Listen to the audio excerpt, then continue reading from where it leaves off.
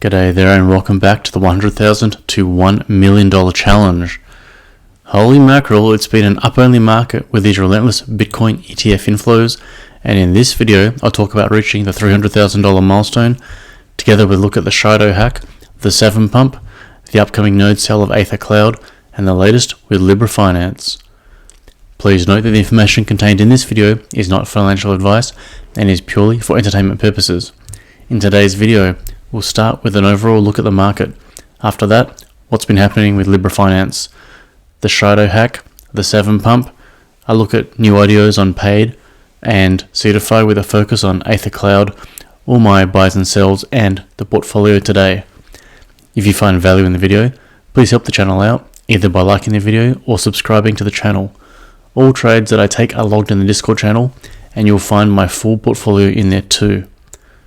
To begin with, this is a throwback to one of my videos from a few months ago where I was talking about BlackRock's ETF application, and we looked at what happened to gold back in 2004 when this US gold ETF went live. Prior to that, we had literally 15 years of nothing, and we did pretty much a 4.5x in 7 years, 350%. Looking at what we're dealing with at this point in time, this was the previous video where on the launch of the ETFs, there was 621,000 Bitcoin owned by these institutions. In about 5 weeks, they added 101,000. So in the last fortnight, we've now added another almost 55,000 Bitcoin. You can see every day, 7,000, 12,000, 11,000, 8,000. This is just pure insanity at this point, given that miners are putting out 900 Bitcoin a year. Pure insanity at this point. So here's the chart, okay? I'm not one to use monthly candles for Bitcoin because it hasn't existed really that long to use monthly candles, but just as a one-off, just because it's the biggest monthly candle ever, in the last video, or let's say 2 videos ago, I wasn't confident that we're going to see anything like this. This really says something, doesn't it?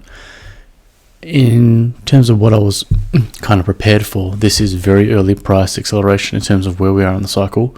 Like, we haven't even hit the halving yet, and we're threatening all-time highs. I've written here to expect pullbacks. That's what we've seen in past cycles.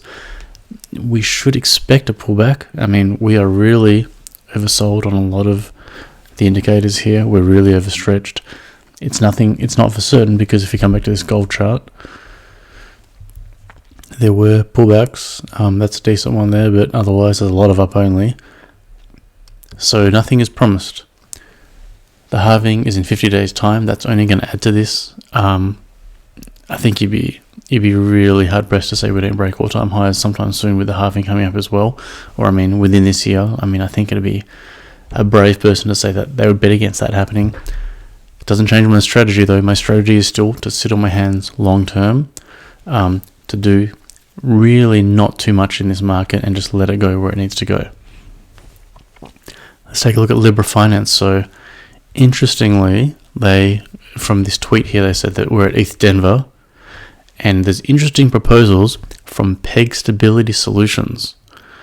So a couple of things for me. First of all, they've always said that they're an anonymous team. So what are they doing in ETH Denver? I haven't seen pictures of any of the team there, because this is very confusing to me. I'd almost want to go to ETH Denver just to see if they're there. So that's interesting, and this is the first admission anywhere that I've seen of them to say that there's actually a peg situation and we need peg stability solutions. So this is progress. This is hope.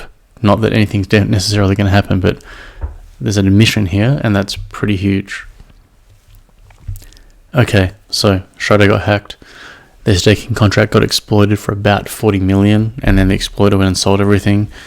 Obviously, the result is you get this huge red candle, a little bit of buying up after the fact. So what did the team do? The team said, this is what we're going to do. If you were a holder of SHIDO, like myself, we're going to airdrop you a new SHIDO token. This new token is going to have a 10% sales tax. I've written here that it can't be avoided. That's because The only centralized exchange it was on was MEXC, and MEXC haven't updated their trading pairs yet, so you can only do it on Uniswap, so you got to pay this sales tax. The reason the founder says for the sales tax is to prevent people from selling. I think that's about all I needed to hear.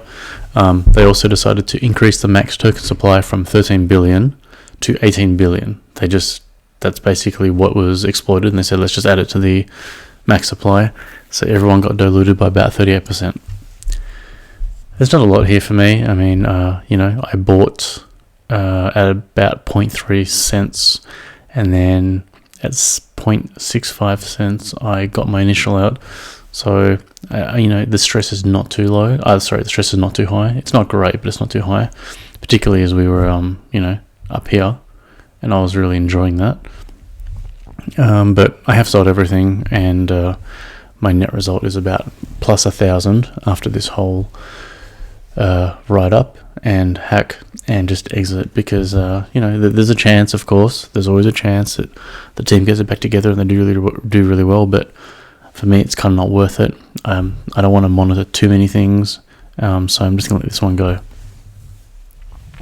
Now, in the last video I talked about the altcoin chart of the year, Layer AI. When I first looked at it, here's my screenshot of 0.0135. In the video it was about 0.015. I'm not perfect. I do make mistakes, and this was certainly a mistake. I've now got a sideliner's regret because I didn't buy in. It's up over 4 cents now. From this price, it's over a 3x, so very painful. And with a chart like this, it's probably just going to keep going. Now, after I missed out on this, I just reminded myself that sometimes you need to market buy, because I hate sideliner's regret. Okay, so what I did here was, on the 25th of Feb, I was talking about SAVM in the Discord. I said, look, I'm going to take a long, hard look at SAVM under $4 here. I mean, their launch was terrible. The Twitter Spaces after was terrible. They had a lot of problems launching with, Ape terminal. And I've written here that, however, I found that buying FUD can often be a good strategy. I find SAVM, the team, to be proficient technically. I don't see why they won't pull off a functioning Bitcoin L2 unless if they rug. They've got a lot of influencers signed up. That's going to help them bring TVL to the chain. Their max supply is 21 million, so at $4, 84 million FDV. So I posted this. I sat on it for maybe 20 minutes, and I said, yeah, I'm just going to buy it. I'm not going to go through this Layer AI thing again, just in case if it takes off. Would you know it, within the next probably 2 hours, it took off from 390, 380, around there, to about $5. And today it's at $7.91. So I was able to get in at $3.90. It's already up over 100%. And really happy that I just learnt from my past mistakes and was able to do better with this one. Now, at this point in time, I could take out my initial. There's a lot of resistance here, but we're talking a Bitcoin Layer 2 here. It has all the narrative for it. The team so far is delivering, other than that horrendous start. So looking forward to this one. Okay, let's look at paid network. I did participate in this Aether Games IDO. I already picked up 2,500 of Aether before in the Nexus Gaming launchpad. Here, I said I'll pick up another $1,000 worth. They've taken off $91 odd because it's a 10% fee. And on March 7th, this is going to launch with 20% at TGE. So we'll see how that goes. Hopefully it goes well. Now, always knew that Kyle was going to launch his own project, Commonwealth, at some point. And I think it's pretty good the way they've done it. Do Aether first, do Commonwealth next. Coming with Gunzilla nodes at some point later on, or probably it's meant to be March, so it's got to be pretty soon. But Commonwealth, I'll stick in whatever they let me have in this one. This one's going to do pretty well. So that's good stuff from paid. Obviously, their open pool first come, first save was an absolute schmozzle, as expected. I mean, you're going to have an open raise where you don't have to hold any tokens. It's open to anyone in the world. I don't know where they come up with these ideas. Obviously, the website crashed for the whole time, and it was just an absolute mess. So let's see what they come up with for Commonwealth, because that's not gonna get any easier. Now, Seedify is going a little bit full on here, which is pretty awesome. you know, gaming. I'm really glad that I got my allocation for what am I, like tier 5 I think for private allocations. So I'm really happy about that because this project ticks all the boxes. Waterfire, which is like a BRC20 launchpad, many boxes there.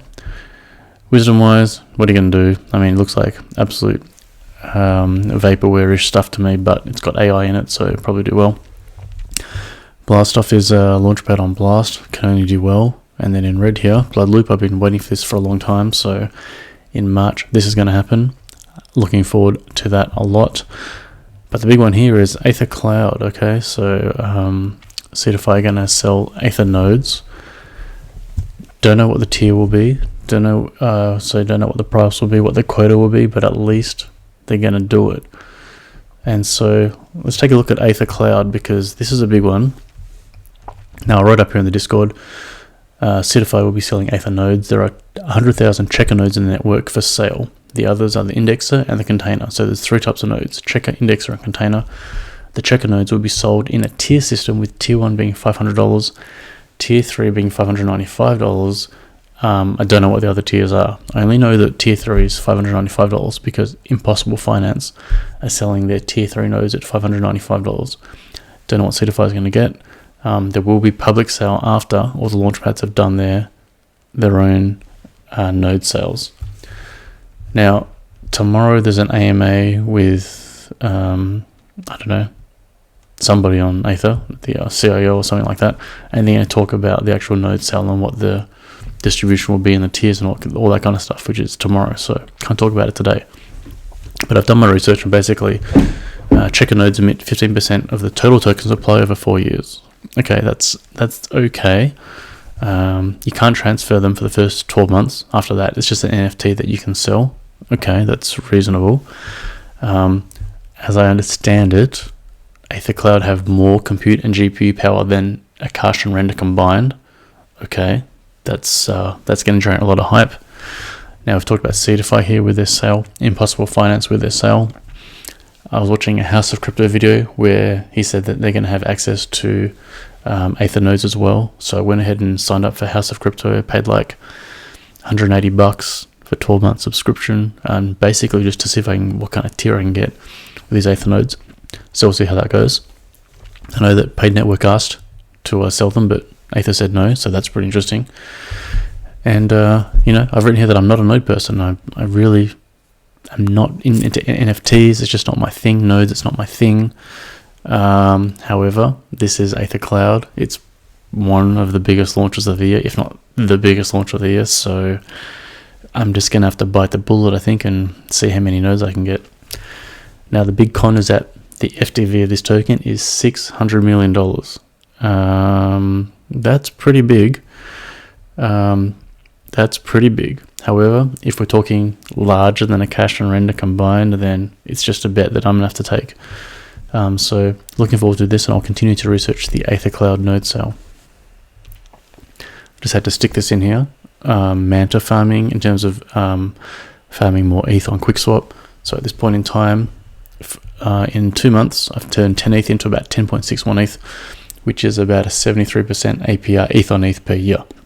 Really good. However, because they're going to open the bridge up again this month so that you can take Stone back to Ethereum and